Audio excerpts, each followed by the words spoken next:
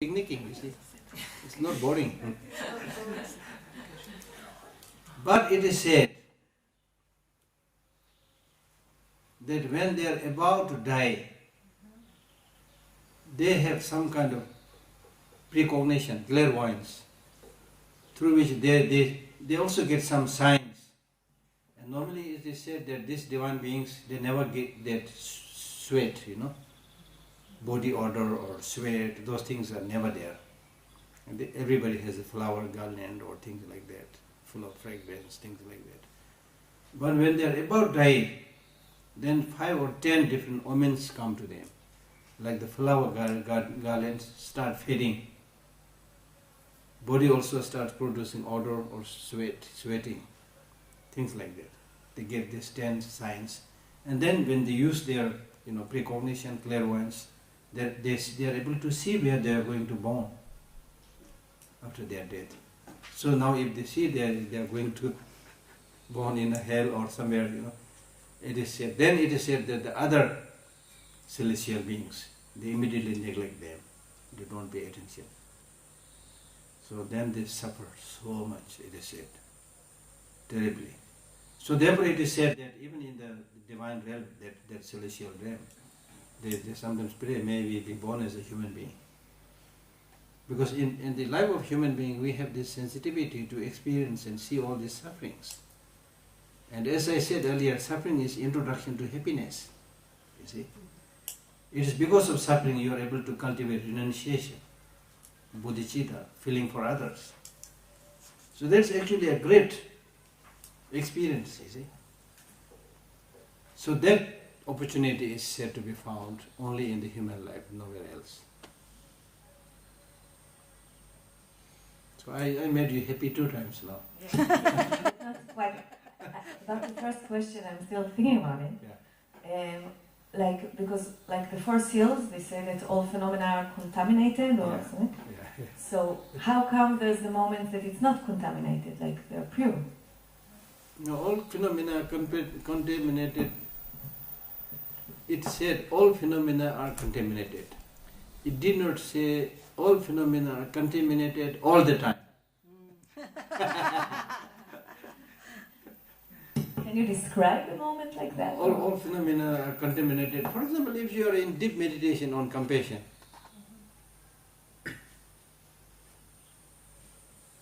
I mean, not always successful, but sometimes it is possible, at least for a few minutes, we develop very good mind. Possible, yeah. Yes? Can you tell us, please, more about dedication? Education. Dedication. Dedication, as I said earlier. You were not here yesterday, no? She was. You were there, yeah, okay. So I told you yesterday. Dedication means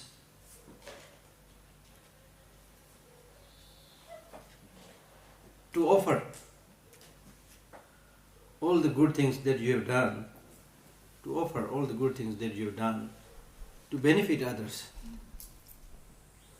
You do not try to keep it with you.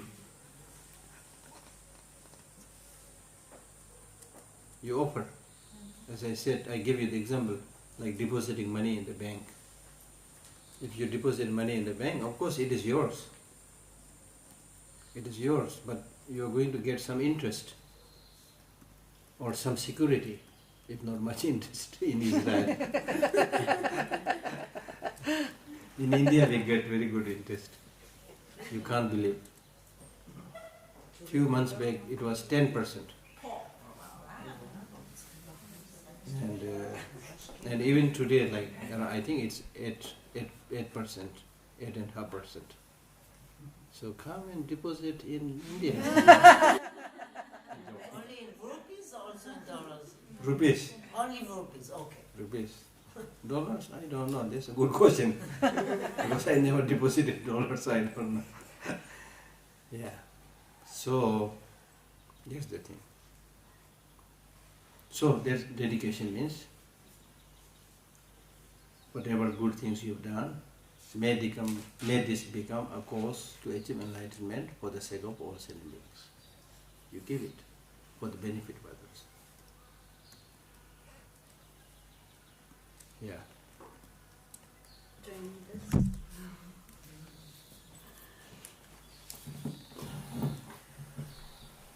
So, I haven't been here yesterday, though today you were speaking mainly about the karma. And I was wondering about also if there is, the free will or the freedom of action, of new action. Exactly, of course. And I was wondering if you can speak a few words about it. Yeah.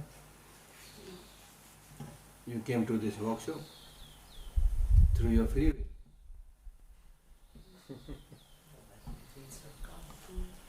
Through your free will. Yeah, for example, okay, if in this life I'm habituated with certain disturbing emotions, Yeah.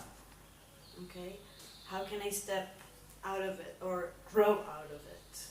And By knowing, by knowing the destructiveness of that negative emotion. By seeing the destructiveness of this negative emotion, uselessness of this negative emotion. The more you see the destructiveness, uselessness of something, the more you will distance yourself from there. Like, why do we stay away from poison? Why do we stay away from a thorn? When we are approaching a thorn, we make sure that otherwise it will prick you. So like that, you need to see the destructiveness of these negative emotions, and then naturally you will be able to distance yourself. And then and this is what we do all the time. This means that we have choice. Okay? Yeah? Yes? Question about choice. Yeah. Did you It's a question about choice. Yeah. A personal, if you don't mind. Yeah. Did you choose to be a monk, or was it chosen for you as a child? I chose to be a monk. As a grown-up? This is an interesting question because it depends on many factors. In my case, one, there was encouragement from the parents. In Tibet, there's a big encouragement for anybody who wants to become a monk and nun, so I had the same encouragement. But when I became monk, I was in a school. But there also, I don't know why, the religious instructors, they said, you should become a monk. I don't know why. So I really cannot say I can choose it, because I was not too small, but not too grown up. So because of remembering what the teacher said, what the parents said, I decided there was an opportunity, I did that, you see. So I really don't know whether I have really thought carefully the pros and cons and chose it. Okay? So that was the situation. So therefore these days, in India also, we always try to ask people to become monk when they can really choose.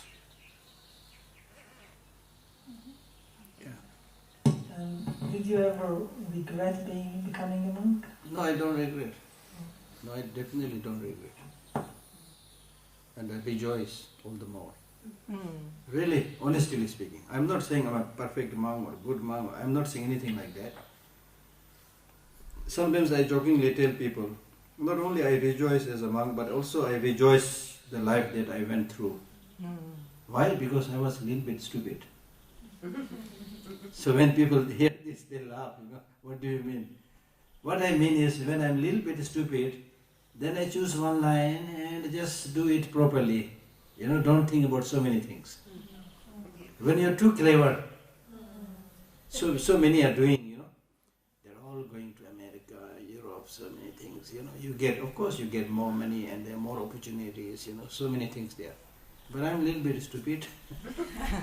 So I always there, doing the thing. When I was in the school, I used to study well, used to get most of the time very good, marks and things like that. In the monastery also similar.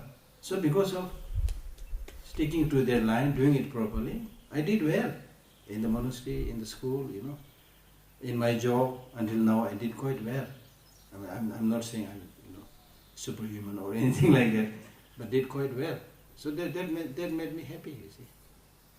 That made me happy.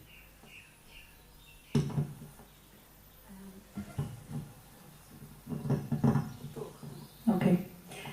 I have a question, but it's a general question.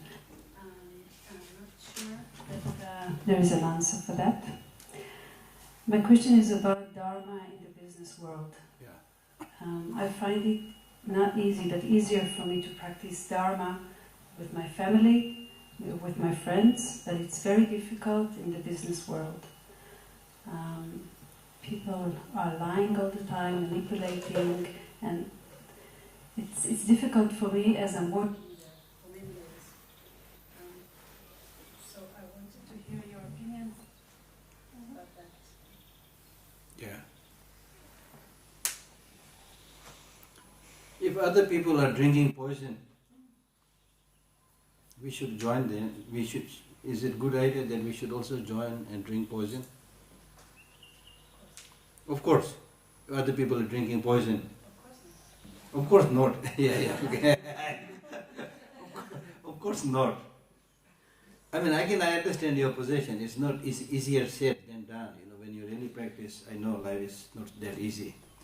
But one thing you really need to know, as I had given you the example, because other people are taking poison, then because of that you take also poison. That is stupidity, totally stupid, wrong. So normally we don't do that. So similarly, when you see other people's wrongdoing, actually that is the time when you need to show your integrity. That is the time to show who you are. When you face these, difficulties and problems, then if you are not able to observe those disciplines or good behaviors, then your integrity is not very strong, it's very weak. Having said that, situations are difficult. So one must try one's best to adhere to that principle. If you are able to do that, then sometimes with that integrity, there are many cases of people being able to change the whole institution. You see, it's not easy. No, not easy, but that is the way. And not only that, sometimes, we become weak. People lose respect to us because we also join other people, do the same stupid thing, you see.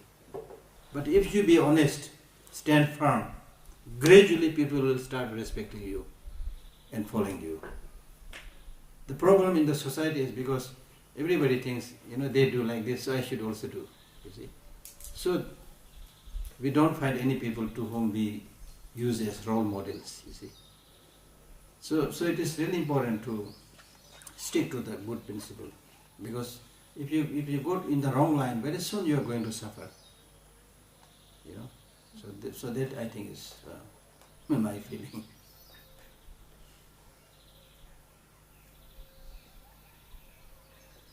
Can you speak, please, about mindfulness and the importance of mindfulness? Mindfulness. Very easy. I mean, very easy in the sense. This is a very good question.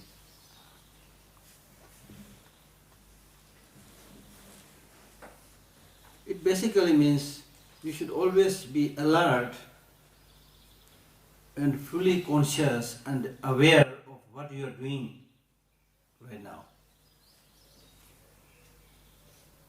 I mean, there's so many types of mindfulness, watching the bodily sensations, your mind, the phenomena, so many, explanations there. But the crux of the matter, the main idea is that you should be awake and alert and conscious in your dealing with other people, in your work, even when you are eating. That's the idea. This is so important. Every moment. As much as possible. Every moment, of course, if that is possible. Otherwise, as much as possible. You see, we don't learn much. We don't know much because most of the time we are not aware. more or less sleeping, you see. Not alert, not conscious. Now, for example, I see this flower in front of me. So if you are aware and alert, immediately you will try to know what this flower is. What this flower is. Rose. If you did not know this is rose, then because of your alertness, awareness, now you know. You ask the question, now you know this is a rose. Then, for example, if you have been living with some people, then you need to ask their name, know the name.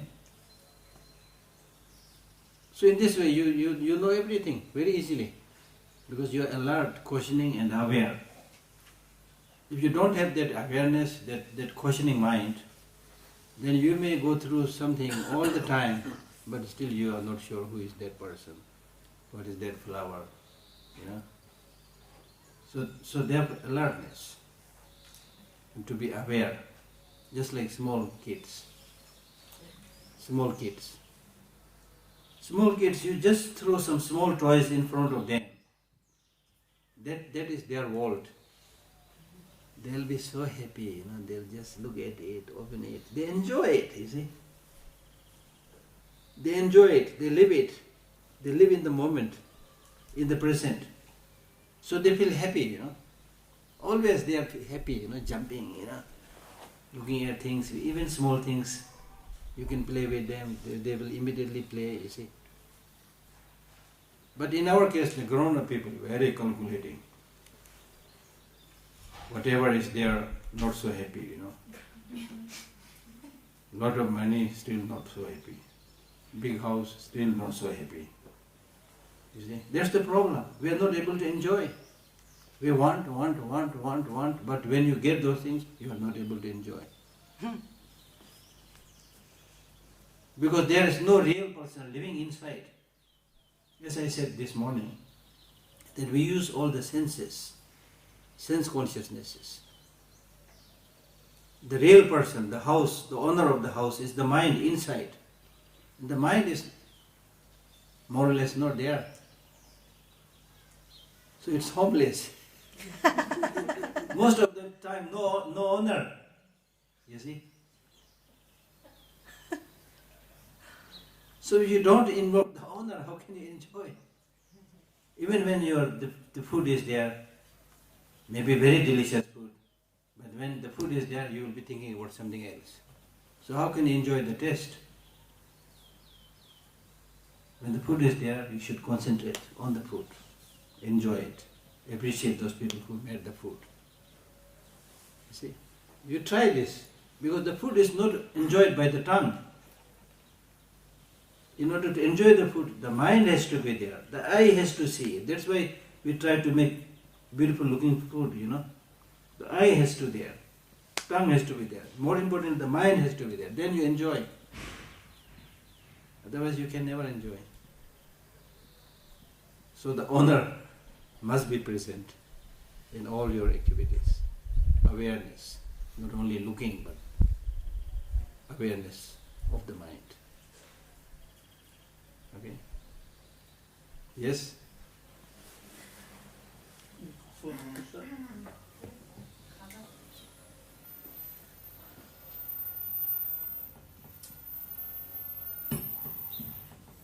Most of my spiritual practice is in Advaita, and in this mind is the thoughts, the feelings and sensation, which is all illusionary. Yeah. So I don't really understand what you mean in Buddhism. I understand mind is something different. Yeah. Maybe it's what is called, but in Advaita, the intuition, the natural intuition I am. Yeah. Is this the mind, or what is the mind according to Buddhism? No, but Buddhism also says not only mind, everything is illusion. In Buddhism, including mind, everything is illusion. Yeah. But the illusion does not mean to say they do not exist. The mind exists. So the mind... Is mind it the thoughts, no, feeling mind, and sensation? the mind, yeah, thought, sensation, everything. Mind is not just one thing. Yeah. The mind depending upon what kind of role it plays, gets different names. So mind or consciousness, more or less in Buddhism, same, which basically means something that is luminous and something that cognizes the object. Luminous and cognitive, that's the nature of the mind. Luminous means the clarity is there, like mirror, the clarity is there. Whatever comes within its purview, it's able to reflect it. But unlike the mirror can only reflect, can act as a reflector, but it cannot catch the object, cannot retain the object. But the mind can also cognize it, perceive it. So that's why luminous and cognitive. That's the nature of the mind.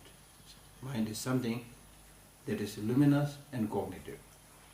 It not only reflects the object, but is able to perceive the object. Okay? That's the definition of the mind. So there can be so many grosser level of mind, very gross level of mind, subtle level of mind, very subtle level of mind, anger, jealousy, hatred, compassion, love, wisdom, they are all mind. When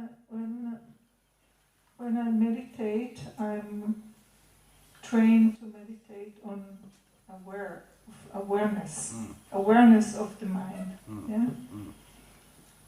Yeah. And mind is has no is not truth. Yeah. Then awareness is the subject. So awareness itself is mind. Awareness is mind. Itself is mind. So when we talk about awareness of any object, including the mind, we are simply watching the mind. And the question is, as you are trying to ask, question is, how can we be aware of the mind? Because the mind, even according to Buddhism, is non-physical, colorless, shapeless. So how can you be aware of the mind? That's the problematic question. So therefore the Buddhist teachings say that normally it is very difficult to see the naked truth of the mind, because the mind is always chasing object. It always has a content. It always has this thought process, discursive thought is there. So therefore the meditators, what they suggest is that try not to think anything that has happened in the past. Also do not try to think anything about the future. Don't think about the past, don't think about the future. Try to empty of the content of the mind. Normally when we think, we are either thinking about the past or the future, Okay? Now when we say present also, if you split that present, again it will be tiny small past present, you again split it, then there's nothing called present, you see. So in this way, when you split, without letting your mind go after object, then it is possible to get a glimpse of the nature of the mind. Just an experiential, as I said, the luminous cognitive nature of the mind. Okay?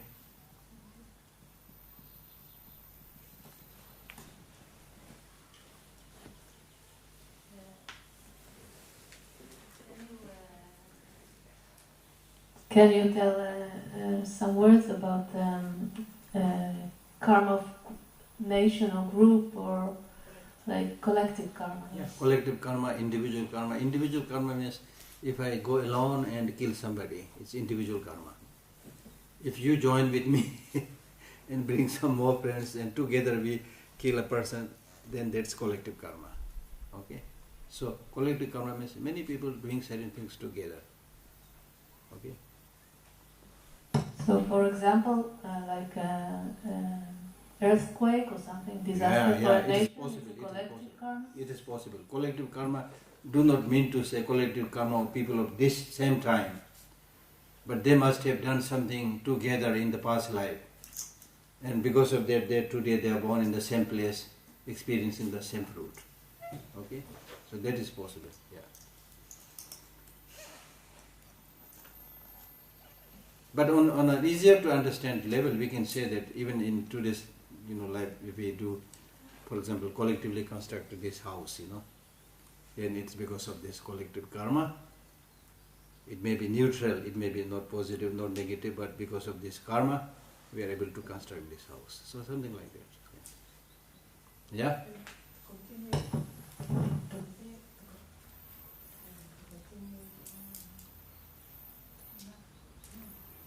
Doesn't work. No, it works. Continue the question.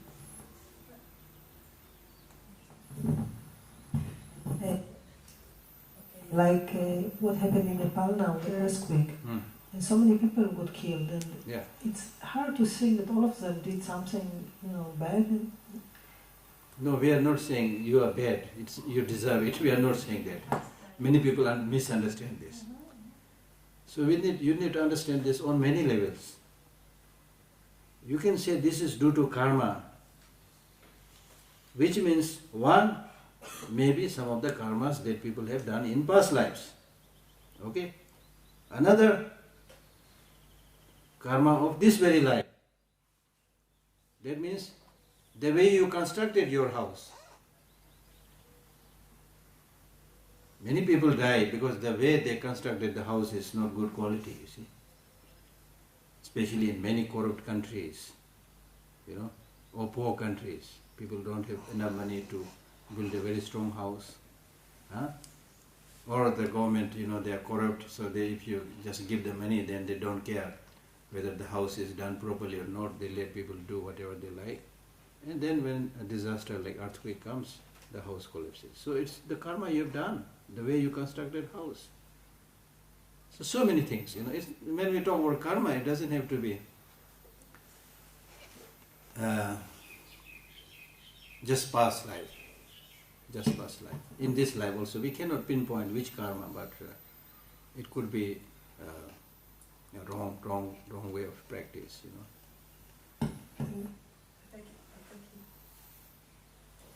Thank you for Tibet, for example. Yeah. So many people, Tibetan people, suffer from the Chinese. Yeah. So because I thank you for asking this. This is exactly what I am saying. It may be due to past lives karma, but mainly people did not do what they should be doing in this generation or previous generation. You see? They were not doing those things which they should have done, like defending one's country, practicing the Dharma properly in the true sense, isn't the payment too high for Huh? Isn't the payment too high for the Tibetan people now? No. It will happen to everybody. If you don't prepare yourself, it will happen to everybody. For example, if you don't defend yourself, if you are unable to defend yourself, if you are uneducated, if you are poor, if you are uneducated, poor, naturally there will be a lot of unemployment. You see? So although I am not saying that it's only the problem of the Tibetans, but I am saying is from the Tibetan side also we must accept there must be past lives wrongdoings or these lives lapses of not making the right progress, things like that. Then of course the external condition also there. It's not just karma, it's a one-sided story. Also the outside influence, the conditions, as I said, the Chinese greed or invasion, So many things come together. Yeah.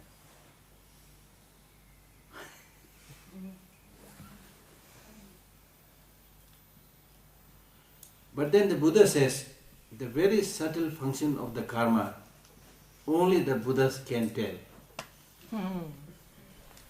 Not everybody. For example, if we compare the noses, there are a lot of differences. If we compare the eyes, a lot of differences. If you bring 1 billion people together, it's so interesting. If you bring 1 billion people together,